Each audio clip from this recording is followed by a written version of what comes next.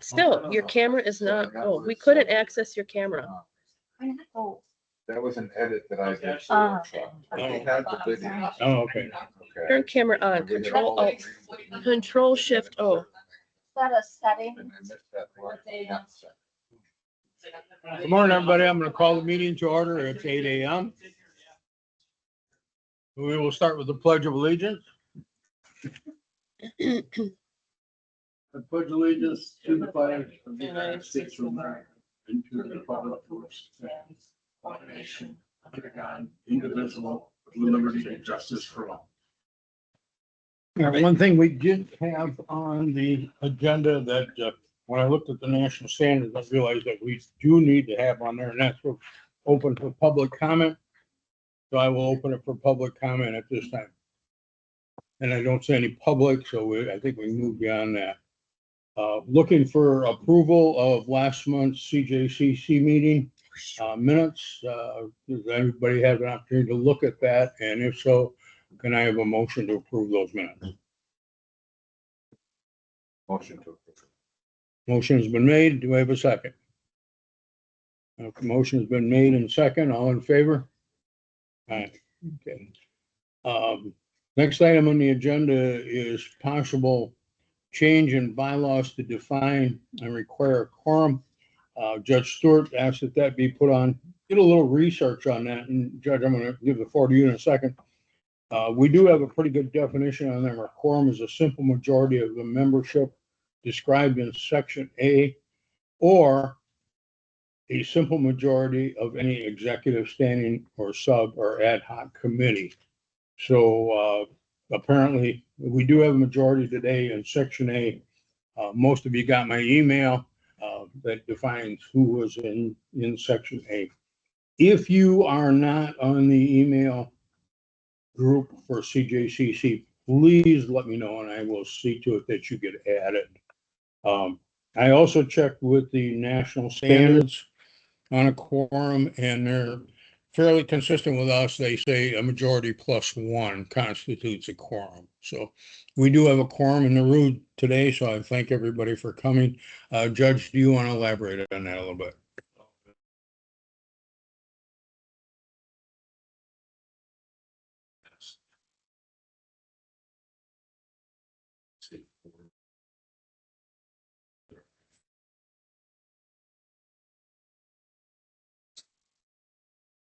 And yet we took action, which according to our bylaws, not taken.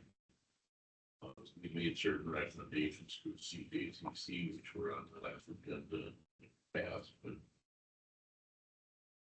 I guess it's not so much the wording or anything like that, but to me, it's really detracts from the effort of this group improve the criminal justice system when we don't have the decision makers sitting in this room at least once a month on the committee meetings. There's really not a lot you can do. I need to sign. We can still vote. I need to sign. Something on the. major.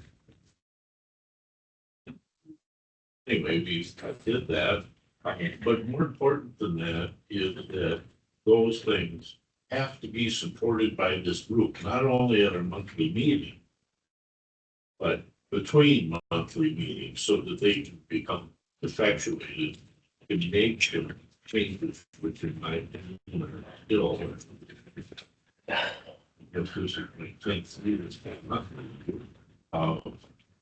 changes that I think are really important to make the criminal justice system more effective. So yeah, it's getting more people here, but it's also getting more support. As opposed to the technical question of what constitutes. I'll leave it as that. Is there any other comment? Not a comment, just, could you send me a list of the people on the email? I can't open it because I'm not on the. Oh, okay. And I keep asking that to you, you're gonna get sick of me, but I forgot what we left off, we went through it to add. Oh, you mean on the email list? Yeah, the Cjcc. It's not a lot, because I looked the other day to see who all was on there, and there's not a ton of I people on can't it. put it up because- Yeah. All right. I will make sure that you get that. Anybody else have any questions or comments? All right, I want to move on, strategic planning, I'd like to get a work group on that. And, you know, it's kind of been my thing since I got in here because, as the old saying goes, if you fail to plan, you plan to fail. And we have been struggling with the attendance of this group, and I think it's because we don't have a direction, we don't have a plan. I am the first one to tell you I do not know where to begin with that.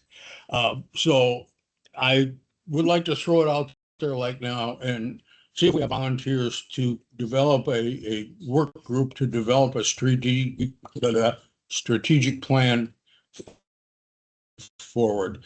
One of the things the national standards says that is absolutely essential to the success of a CJCC is to have a plan. And it seems like since I've been coming to this, we meet, but we don't really have a direction that we want to point to. So it's a couple of people volunteered to take over to develop a strategic plan going forward. I want to throw that out there and see where we go with this. So I know everybody's busy and everybody's got a lot to do, but I think we can actually accomplish something if we have a direction. Volunteers? Well, hopefully the chair of the committee. But if we can't find anybody else to chair that, I would chair it, but somebody, we need some idea people there. And I know law enforcement is busy, but I would like to see some law enforcement input into that also, chief.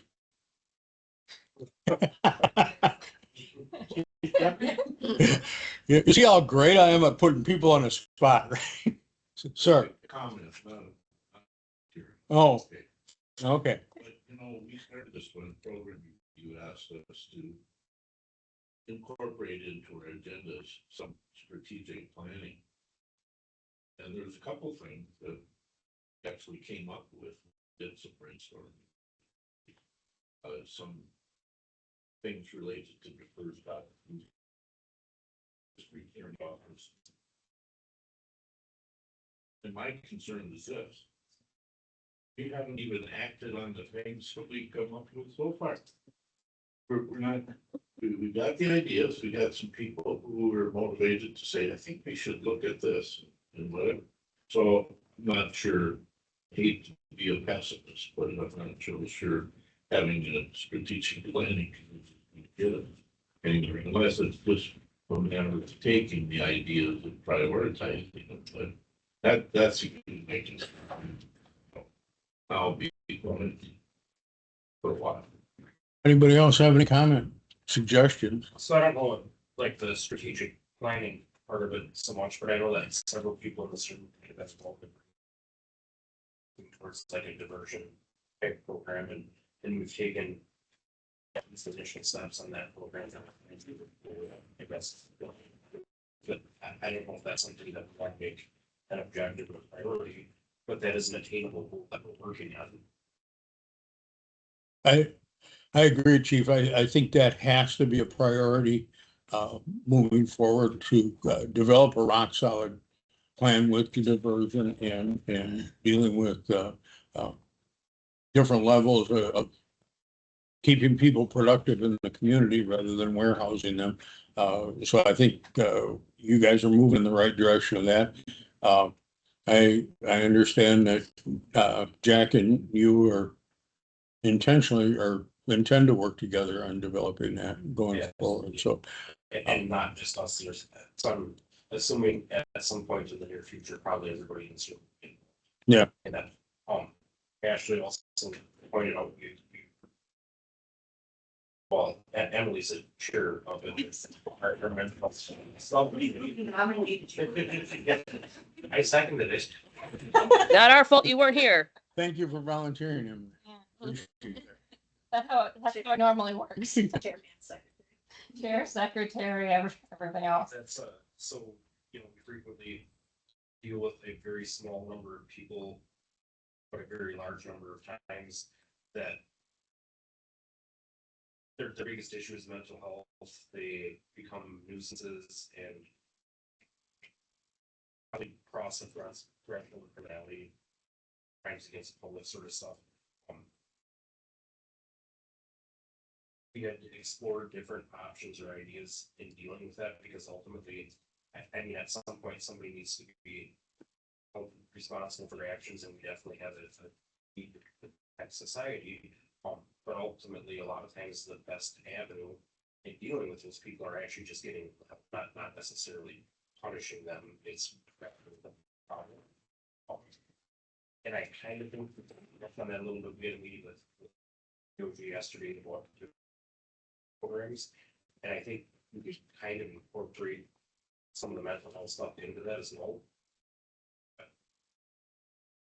Our goal ultimately is to get people help quickly, not so like treatment court is an amazing program, but oftentimes people have to wait a long time to get into that before they get the help. So we kind of want to create an option where we can get people help quickly. Well, and in that aspect, we have a person that has applied for recovery court, is too low risk to be eligible for recovery court, but would probably be a great candidate for some sort of diversion, because we are at the bottom and we could keep her from getting farther up there if we had something like that.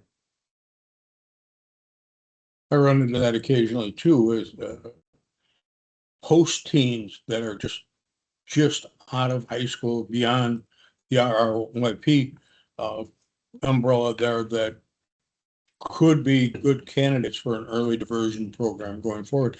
I appreciate everything that you guys have done with that, and I appreciate everything you've done with mental health. What I'm kind of looking for in this strategic plan is long term. You know, where should this group be looking as far as developing a plan a year from now, or 2 years from now, or 5 years from now going forward? I won't be here that long, hopefully. Oh, you will too. No, don't argue with me. But so that's kind of what I'd like to look at. You know, what direction do we need to take, you know, to develop a workable CJCC? And we've all heard the comment, we come to the meeting, we talk about stuff, but nothing changes. And I think now with the group that we got, with the mental health and with the diversion, I think we're going to see some changes on that end going forward and establish some procedure. But long term, what do we want to accomplish? So let me throw that out there. I'm not going to ask for anybody to jump in right here at this point, but in the next month, give some thought to that going forward. What we'd like to see as far as a plan for this group long term, and what we can accomplish as far as the criminal justice system going forward. Certainly, there's people in this room that far exceed me as far as their ability to develop those type of plans. So I'm going to kind of throw that out there. And during the next month, if you want to touch base with me and let's say, hey, can we establish that, Judge? Just one quick- the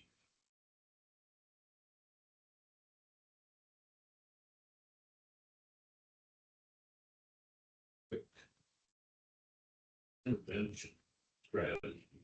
I can't think of what we can call it, but it, they do. Actually, so I have on June 10th, I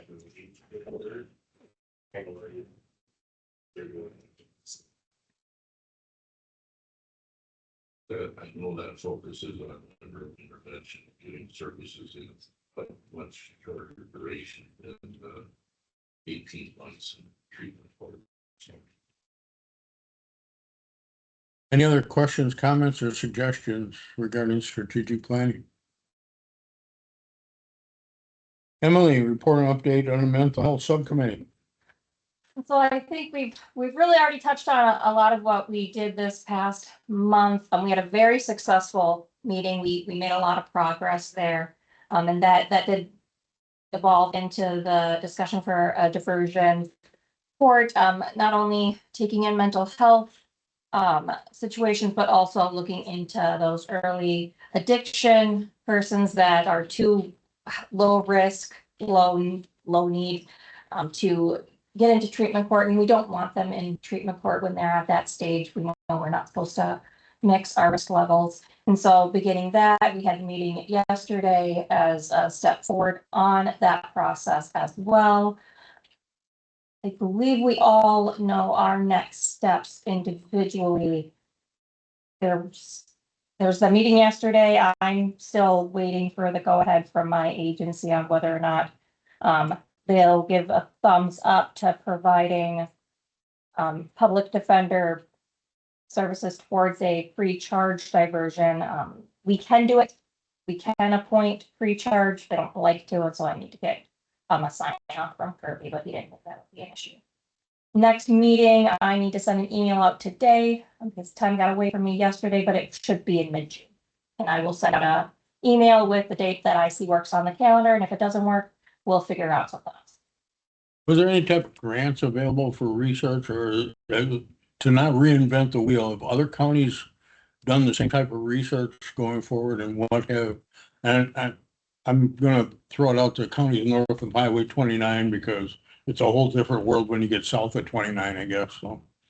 So that actually is what the Cjcc was talking to us yesterday about different grant programs we could look at. There is a plan that in early 2026 we'll have them come in, evaluate our situation as is, give us some recommendations as to what would be best in a program for our county based on our data, our needs, our available resources. And Matt's going to go speak with those folks in Dunn County. And so, yes, we see maybe some examples, and we're going to receive more information about that, mostly that, and move forward based on that. I think they called it Sims, like a Sims mapping yesterday, which we need to let them know 6 months in advance to get that workshop done for them to make those recommendations. And we've already gotten a head start on that, so that should be in 2026 where we receive those recommendations. Okay, thank you. Does anybody have any questions?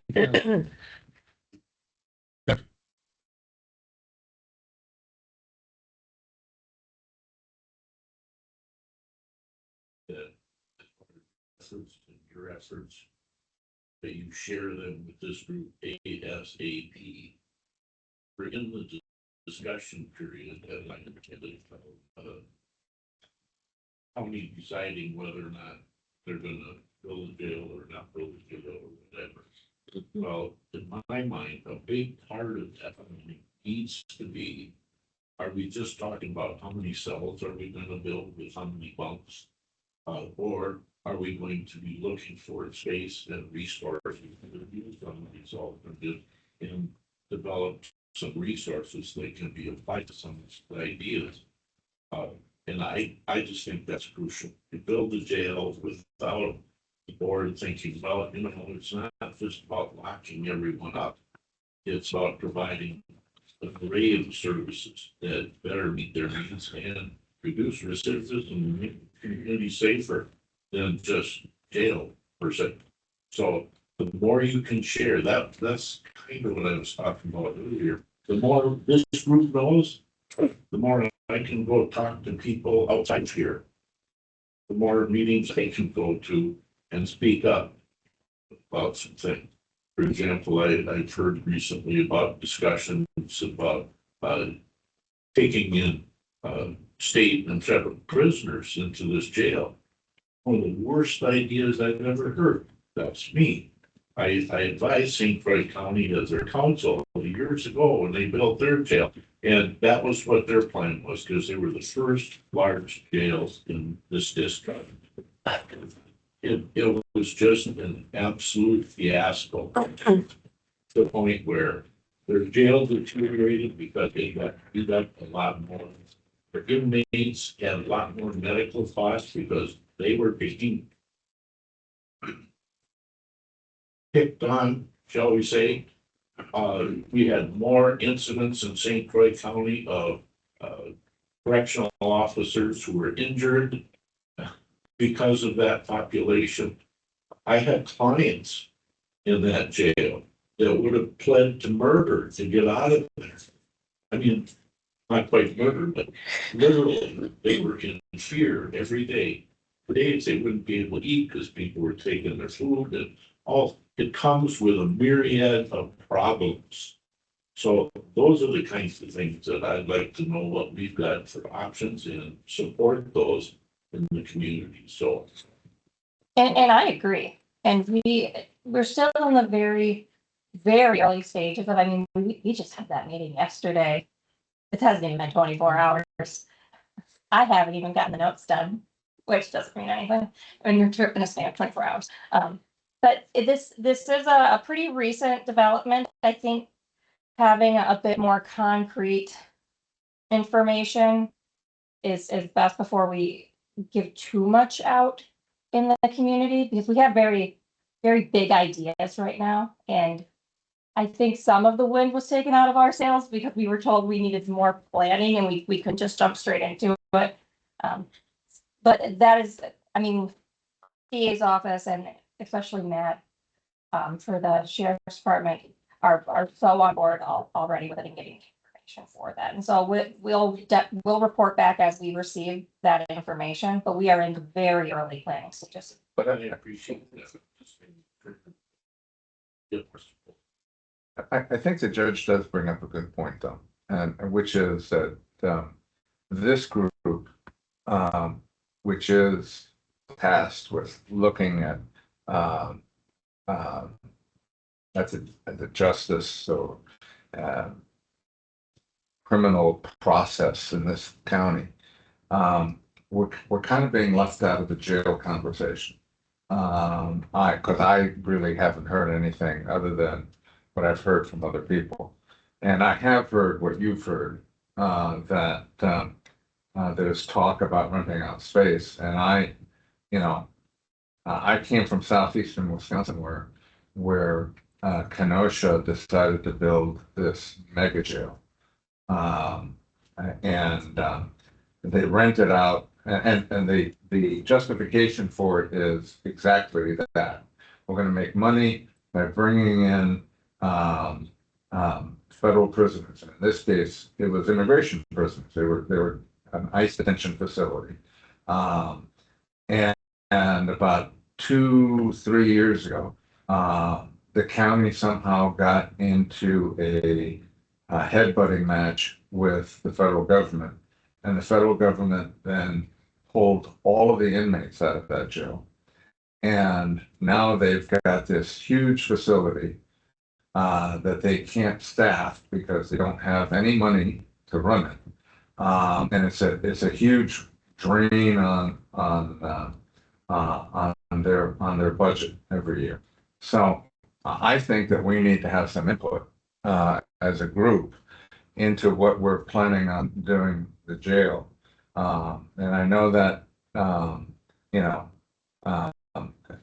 I don't know what the truth of it is. I only know what I'm hearing, but I think that if our job is to deal with justice and these kind of things, that we need to at least have some input, even though our input, this group doesn't really have much weight in terms of what the board does and how the board assigns it, but we should have at least some input, if for no other reason than to just bring up potential issues and that people can consider them, before they make the votes that they need to make. So I don't know a lot about the new project, but I can kind of clarify what first and foremost, we definitely need new jail. It's like tour our jail is important district and doesn't meet the required set work by DOC. We're grandfathered in because it's an existing jail that's been functioning. But it's bad. It's not a good environment. the county has approved moving forward with the jail project from the standpoint of basically doing more exploration, coming up with a blueprint, coming up with a pretty firm estimate, right? So right now, they've had ideas, right? We had different proposals for size and structure. As far as I know, the plan right now is to explore a facility that is the same size as the one we have now, 52 beds. But something, well, not the one that would meet DOC requirements, but that would be more. So one of the problems that we run into in our facility right now is we don't really have special needs cells, so people who have medical issues or whatever, we really can't accommodate that. And we also, because of the way our jail is, like we have very limited space for like classification. Sort of stuff. So the plan that is being explored would not be larger jail, but it would be a more modern jail that's, I guess, better equipped again to these inmates. And as far as I know, that plan does not include housing, I mean, our inmates, of course, and then state inmates is kind of a broad term. So anybody who's like on probation, DOC, that's technically a state inmate, so if somebody's on a probation hold, the state actually pays the county with that person in our jail. So I think we would house state inmates, but not from like prisons. That's kind of what typically thought of with state inmates is when the DOC has number full, counties would take 50 or 100 inmates, whatever their space is. Or we are not planning on doing that. It doesn't change because that's not what I heard. So that's as far as I know, and again, I'm not involved in the planning of this, but from what I have heard, that is the most realistic proposal for the county, right? Like cost effective. What? Building a jail not larger than what we currently. No, I mean the state inmates, because I heard specifically the sheriff said that he would generate revenue from Huber, electronic monitoring, and state inmates from the prison system because they're gonna be closing Green Bay. And, so just to, I mean, and that was just last week. Okay, so there may be something that I don't know about. Like I said, I'm not super involved in this. I know that our plan was to have the ability house out of county inmates. So, and that's a different thing if Sawyer, Bear, or Chip or whatever has enough for to be able to take 5 or 10 inmates if we had the space. What? But I mean, I don't know. There's All in it? a lot of hoops that have to be jumped through to have a facility that's He's not on medical. state inmates like prison sentence inmates. And I don't think our plan is to join. Well, they're housing them in county jails now. When I was taking him. And I know that like Marathon and Mina, I believe there are counties in the state that do it, but they have to jump through a lot of hoops.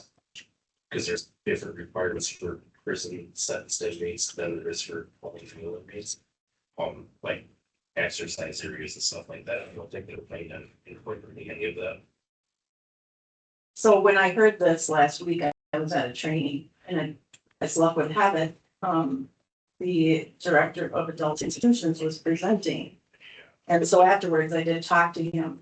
I had concerns when I heard that this was gonna be a revenue generating thing because it's not possible to generate revenue from it. The payment for those are statutory, and I'm the one that asked for the updated costs to be put on here because I had heard that.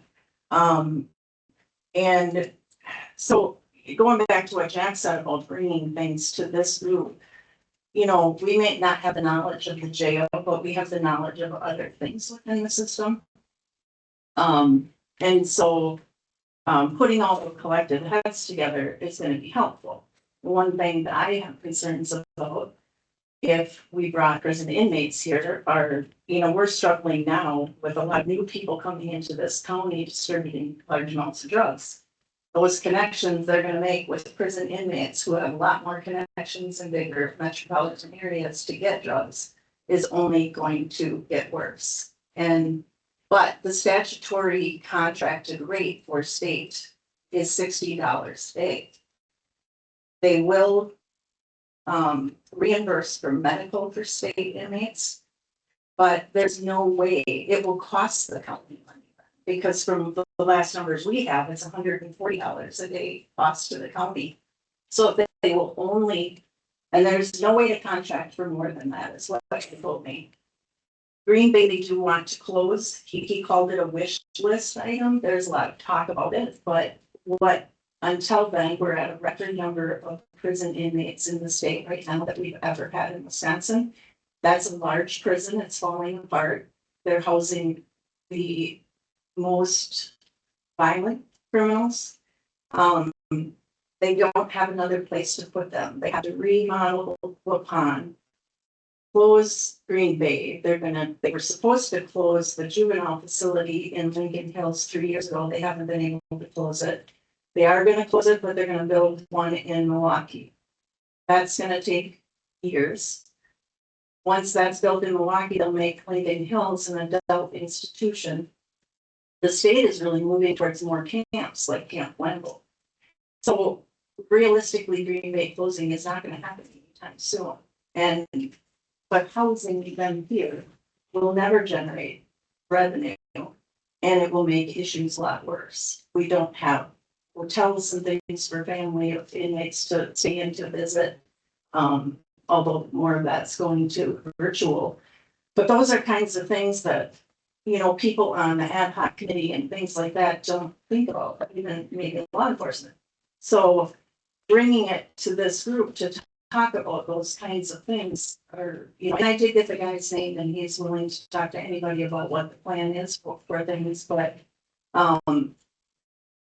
we're not housing out of county inmates now, are we? So currently,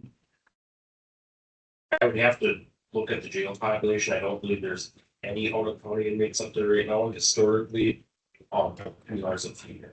But again, it really depends. So we historically got inmates in Washburn at some price because they have smaller jails than we do.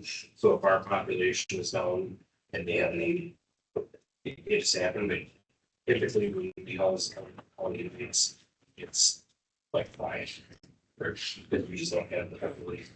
And the way the criteria is for housing, if we have a 50-bed facility, which we currently have in our proposing to have in the future, we can only house that to about 75 or 80% full because of classification and stuff like that. So the reality of it is our jail generally functions around 30 people, 35 for inmates.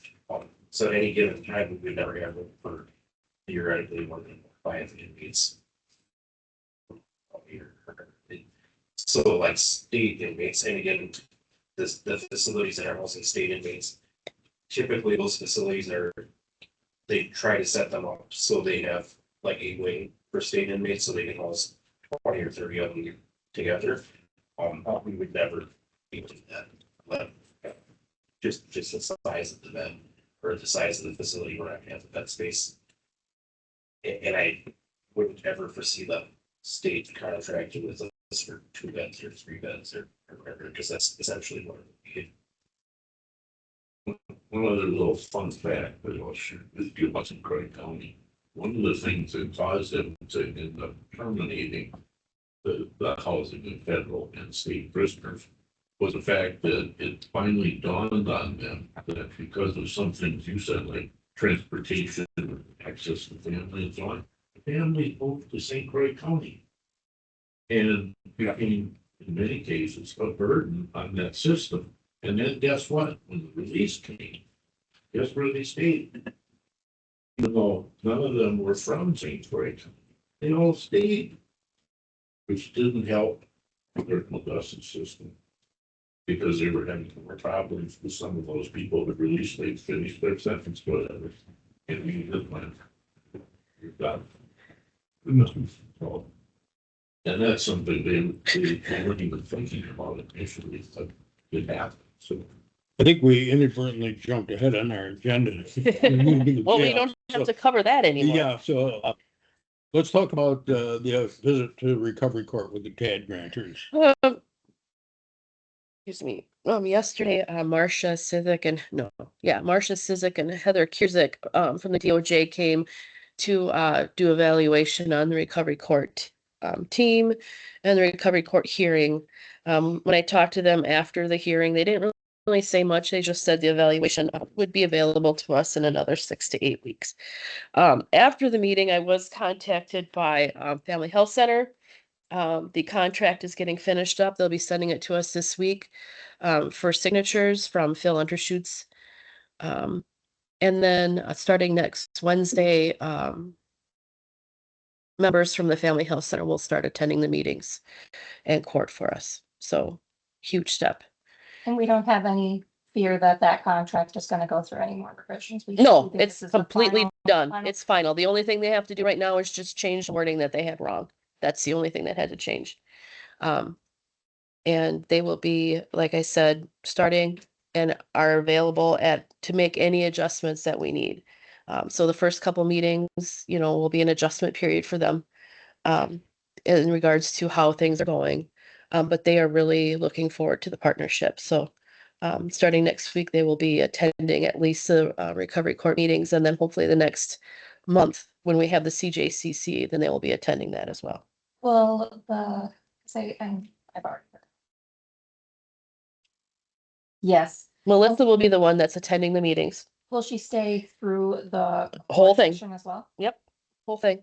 Melissa is a care coordinator who has access to all the, participants' case notes and will be able to report back to the counselors. And, if they need to be brought to the meeting, then they will be appearing however they need to appear.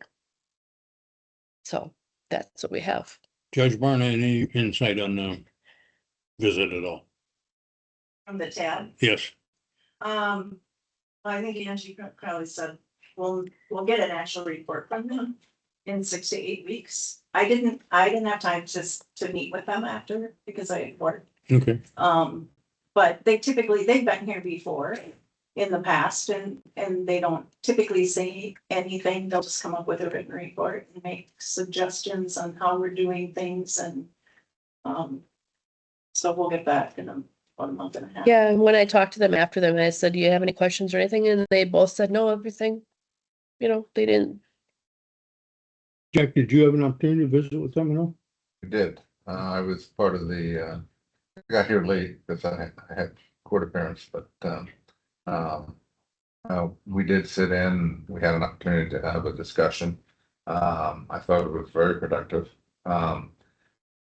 The only issue is that the way the grants are set up, and I forget what they called it, but this day and a half seminar that they're going to do. The Sims mapping. The mapping, right. So that's going to happen sometime in the spring of next year. But the grants are, especially for the diversion program, that's coming up in fall of this year. So if we wait until we do the mapping, we're not going to be able to get any money for next year for the diversion program. Because I think that grant will have closed by then. So my notes from that meeting was it Heather thought we were in a pretty good position for that next grant cycle because so it's the sequential intercept mapping workshop. And so it's a 1.5-day workshop. They need 6 months in advance to do the planning process. And once we finish up that workshop in early 2026, according to Heather, that will lead us right into the next grant application session. Right, which is, well, that was for the deflection, because we learned a new term, deflection and diversion. So my understanding was that grant that we're leading into is more of a deflection grant. My understanding was, and I got here late, so maybe I'm wrong, But my understanding was that the diversion grant is coming up this year, and we can't do the mapping until next year.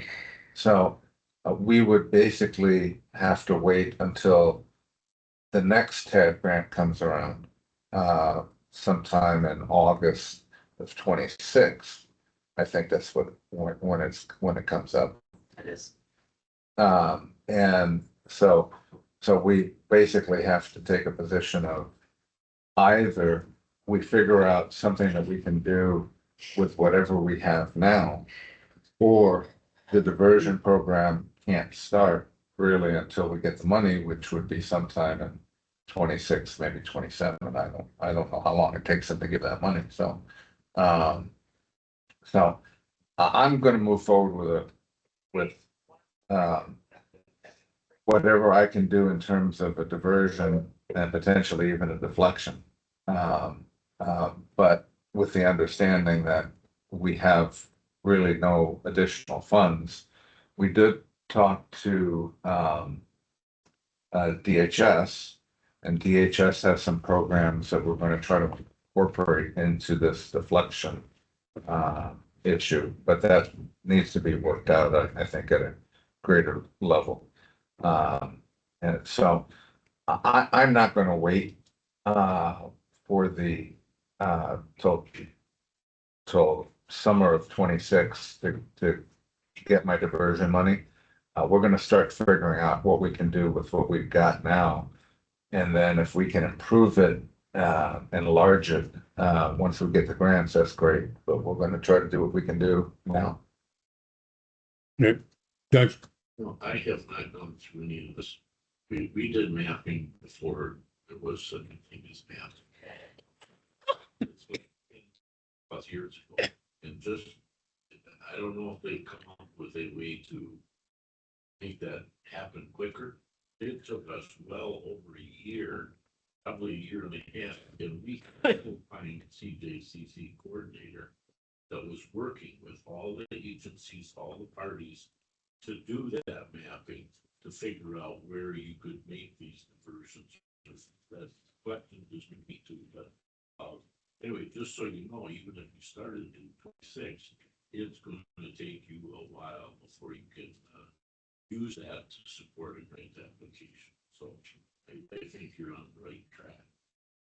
We started to do mapping with the treatment court 10 years ago or more. And we had the state Cjcc coordinator come up and started the mapping.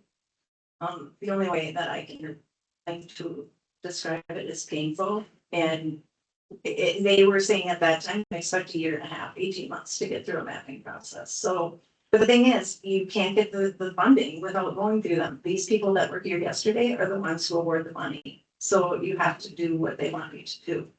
But, and the mapping is good. A lot of really great information can come out of it, but it's painful.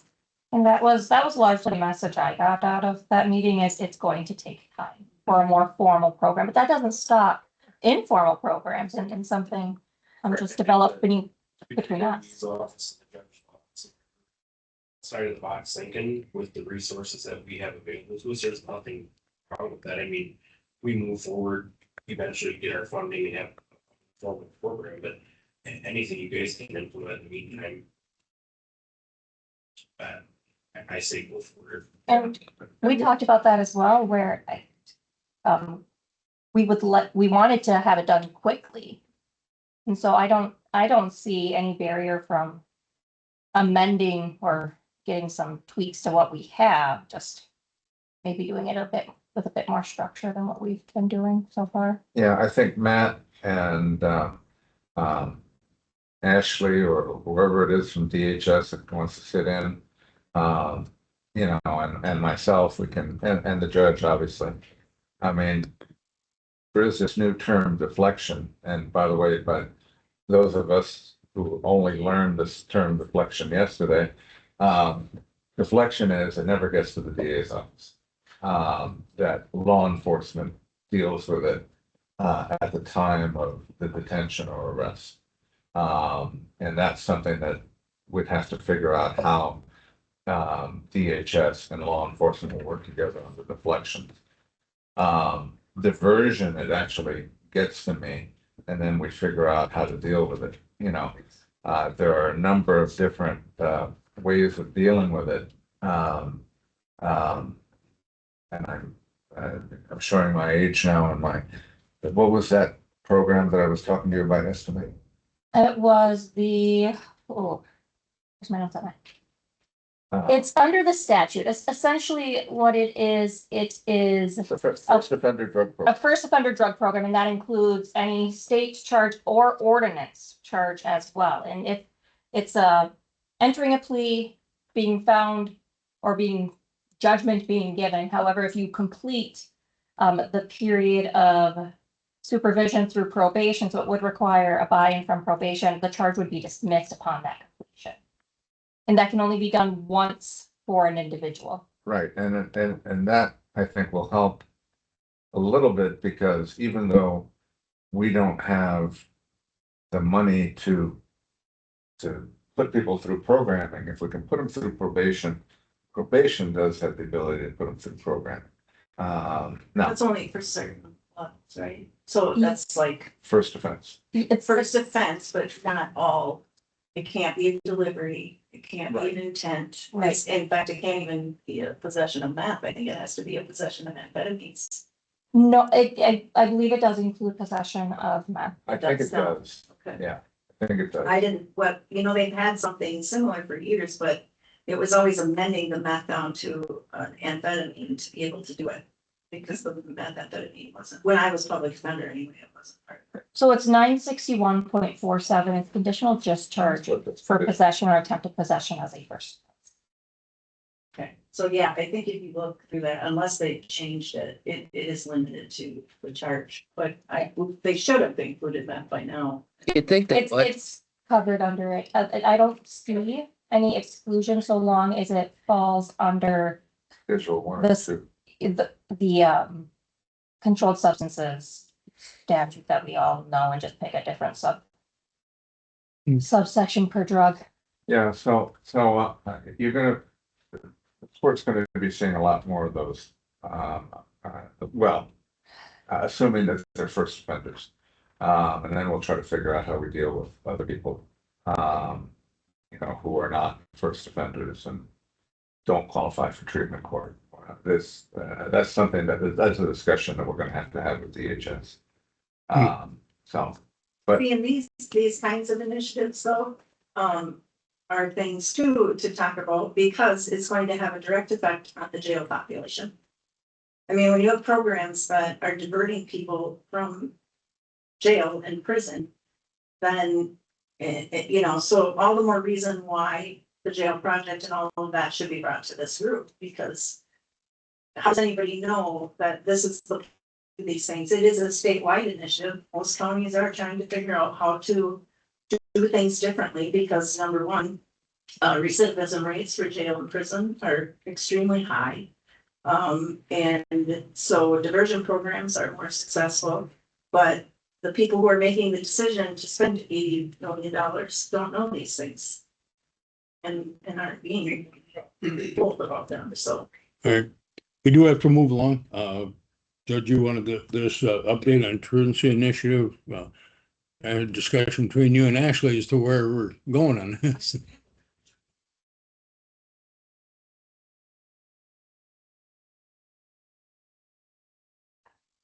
So, we went through it, sure, it was a big part of this, the whole truancy program, and we had everything going well. Then we had truancy court, and I had 2 or 3 people in truancy court, and all of a sudden, we just stopped getting emails. It was on my calendar, nobody came. We have had nothing in a very long time, and I know that truancy is still out there. I do not believe that Russ County is in compliance with the statutes on the whole truancy initiative with the schools and all of that. What did we spend, 1.5 years or 2 on that whole thing? So I wanted to kind of know Plus, what's that? 2+, because we have those changes in administration. That's right, but we have again now. I think all the schools are having. Mhm. Yeah, literally all of them. Yeah. And so they, these meetings have to be done quarterly by statute. I don't think they're doing them. So I think, I'd like to see, and now I know it's not a great time because Rich is busy and we don't even have a juvenile justice worker, do you? Oh, she's got everybody. I think Rich is still handling that case. Well, definitely something to keep on the radar. And I don't know what you guys are getting for referrals for truancy. To be honest, I don't know right now. Are they being sent to municipal court? That was my only other thought, just because I haven't represented in a truancy case. No, I think we had a few earlier in the year. But I haven't seen any in that one for months, I guess. And I did talk to the superintendent from Ladysmith about the quarterly meeting and he just kind of said, yep, okay. He never gave me a real firm answer on that. It's kind of, that's besides the two that we talked about. You know, we used to have monthly security meetings out there too, and we haven't had those either. So I know he's due and give his feet wet, but about life puts some pressure on him. I can do that too. He's a great man. I mean, a very nice man. So I can talk to him and say, we need to do that quarterly meeting too. I don't remember it was quarterly, correct? The truancy, yeah, for the schools and actually he He is is the one the responsible responsible because, yeah, that's the Ladysmith superintendent, John delegated. You know, and I don't know if that's Laura Stunkel wasn't aware of that either until we brought that up to her. And then she looked into it and then we started having them, but it's like they're not aware that that's. Well, Laura was part of the meeting, so she may have forgotten, but she was aware at one time. But she did have one meeting and then nothing else after that, so. Well, because it was Troy Gago that always would show up. To the truancy court. Well, and even to the meetings after a while, and the couple I was involved in, within the courthouse, he was there. I don't know whether he was specifically delegated or he just. Well, I think he was the truancy person for a while. I don't know if he still is. I would think so, because he does the alternate school too, but. Yeah, so something, I mean, but if the referrals are not coming from the schools, I mean, you're not getting them, right? You're not being asked to. I would have to ask Kelly, but I've not seen any come across my desk in months. I know the last truancy that I got that came into my jurisdiction was last May, was after the middle of May, and it was, that particular individual was a high school senior that had missed over 100 days, and I'm going, what am I gonna do with this? You know, there's just absolutely nothing we could do, so he came in and pled no contest and paid the fine and went on his merry way. He was gonna graduate. Pardon me? You've been coming to our municipal. Yep. There hasn't been any truancies that you- Not one, no, Yeah, I don't think there has been. no. And this is normally the time of year where we see the truancy referrals come in, it's at the end of the year. Yeah, The school one look of at the to see when reasons- kids have been there. That's one of the reasons we wanted to have the initiative to begin with, because they throw them at us in May and then there's no school in the summer. And what do we do with them in the summer? You know, so when we had this program set up, that's what we were trying to avoid, and it was working pretty well, I thought, for a while, but. We had a few good years. I think in 2024, we probably had about 20 to 25 towards your referrals. Believe. Well, I'd have to go back and look. and then they just weren't, what were they, they were just. So then when I guess they get assigned automatically to Rich or Heather, and then they can do GPAs or whatever they're doing with them, whatever recommendations they were making.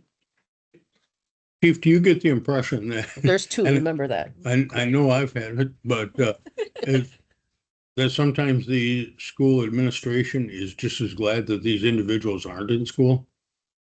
Yeah, I think that's one of our concerns is that we've had several that I think they were probably, like you said, glad that they weren't in school, so we didn't know about it until 108 days of absences. That's happened for the years. And I don't know if that's gonna happen now this next month, if we're gonna get these referrals now or not, but I guess I'll take a blame for that too. I haven't been barking up the tree of the school too to see what's going on. I haven't really thought about it until just now, but Well, I don't Hopefully think that's that you not. should have to beg for work, but. But, you know, in the past years, that's when they come and then we yell about it and we're like, what the hell, why are we getting them now? Like Rich Green was so stressed out about a couple of them. He's like, this person was, I think, 147 days absence out of what 180, is it? was there, Yeah, you know, 180. yeah. At the end of the year. And he got it right at the end of the last week of school. And it's like, what am I supposed to do against? That's the thing with the one I had last year, you know, what do you do with a senior that's over 100 days absent is gonna graduate anyway? I mean, there's nothing. Not gonna graduate. They'll just Yeah. get their GED and move on. Judge, Just one quick, is that the final? Like,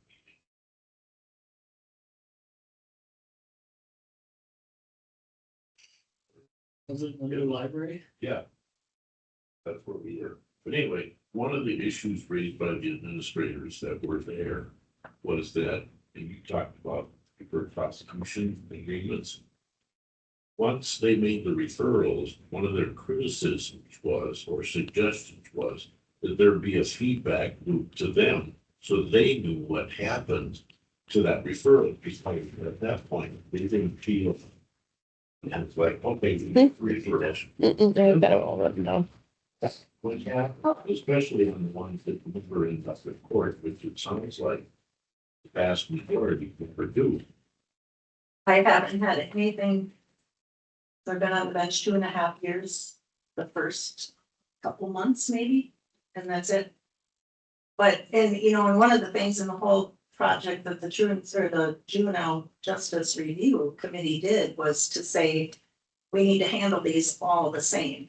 Because there was just a big difference in how municipal handled them and county handled them. And we were there, we were doing that, and it worked. I thought it was working well, but when staff changes, school changes, low staff here, I mean, I get it, but I just want to keep it on forefront to find that. That's what Jason, is that his name? Williams' name? Yes. So he did email me this week to schedule just like a meeting and I can bring this up. So I have a quick question on this, because I haven't seen a single juvenile delinquency case since I've been here. Are these kids that aren't going to school, are they creating havoc in the community? Thanks. Chief, you would know better than I would. sometimes, but I guess I don't answer that. I mean, I, trying to think fast here. I'm probably not. I mean, One of them for sure. But there are some, yeah, but I don't know what their status is, I guess. I think In jail. 2 to 3 years ago was probably a more prevalent issue. I would say over the last year, I haven't seen it as much. And we're kind of highlighting Ladysmith School District, but if the county's not getting any, you know, there's the other 2 school districts in the county, I don't know what their status is as far as truancy is going, if they must not be doing referrals either. no, and what I'm getting is not, the referrals are not truancy, and the problems with vaping or THC or disorderly conduct that I'm dealing with have occurred in the schools. You know, so, and I'm getting mostly out of Ladysmith and Flambeau. I get very rarely get anything out of Bruce at all. So either they're extremely well behaved over there, or they're handling it in-house. I'm not sure what's going on. Do want to move on. We can have this truancy discussion. Man, I want to give you a few minutes just to tell everybody. I think most of us know who you are, but going forward and what do you vision as far as this committee and the sheriff's department? Putting you on the spot here, Buck.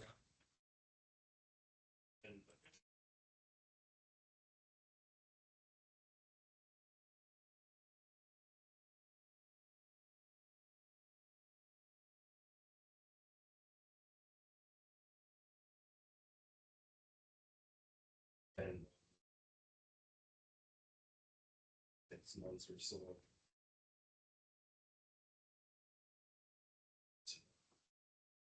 Who are you? How long have you been in law enforcement? And So I. Don't you have court at 9? I actually started as a part-time Sawyer County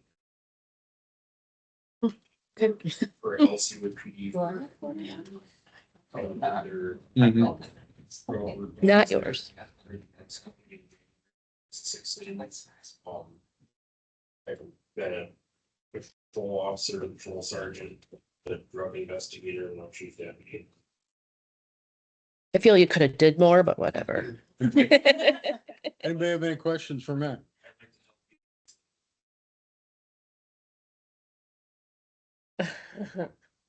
All right. I want to thank everybody for coming today. It's nice to see the group that we have here. It's a vast improvement. Like I said, if you're not, for some reason on the email group, let me know and I'll see to it you get put on. And Judge, I will get a copy of that to you. I already sent it to her. Oh, okay, well, fine. Be that way. You're welcome. I just want to say new legislation, Senate Bill 153, increasing, treatment alternatives and diversion programs in the state. So, you know, that's kind of the movement. And then Matt, were you aware of like daily cost? If I was an inmate, So I'm not, the calculations. no, I'm not familiar. Okay, so I had asked that that be put on, and because I thought Phil would share it. Judge Stewart dug it out of his archive and sent it to me, so I'll forward it to you and maybe meeting if you can go over it and see if it's still applicable, so it's probably increased. Sheet that the fire sheriff provided to us. Okay. And he was still, even when we got that last, the one was, I think was 138 change. He said there were still some things he was working with the financial people here in trying to figure out much more had to be added to that. So Yeah, it that's wasn't gotta quite be finalized. 4 or 5 years old at least. So I'll forward it to you if you have any questions. Sure. Yeah. All right, thank you. If anybody gets anything during the month, things should be on the agenda. Don't wait to send it to me, send it out right away before we collectively forget about it. And I will entertain a motion to adjourn. I know they've got. His next meeting is PRC, right? Next meeting is Program Review Committee, and that will be the Thursday in June, whatever date that is. Motion to adjourn, I'll make the motion. second. Anybody opposed? Okay, we're gonna cut that short. I don't think anybody's gonna oppose. No, can we stay here longer? I could kind of tell we were all leaving, so. They did. Yeah. Jack, you got Yeah. court. You better get going. Mush, mush.